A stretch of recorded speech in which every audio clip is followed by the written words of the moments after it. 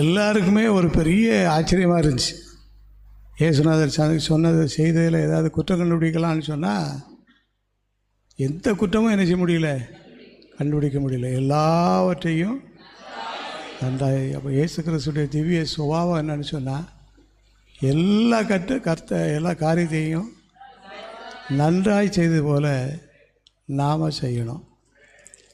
எந்த காரியத்தை செய்தாலும் நன்றாய் செய்த ஆண்டவருக்கு ஒரே ஒரு சாட்சியாக மார்க் சுவிசேஷம் 9வது அதிகாரத்தில் ஒரு தகப்பனார் தன்னுடைய பிள்ளையுடைய சுகத்துக்காக ஜெபிக்க கூட்டு வர்றாரு. அந்த பையன் அசுத்தாவி இருக்கு. வாசிங்க 34வது வசனம்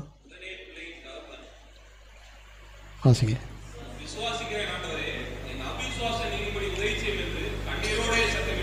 பிள்ளையுடைய தகப்பனார் கேட்குறாரு, நான் விசுவாசிக்கிறேன்,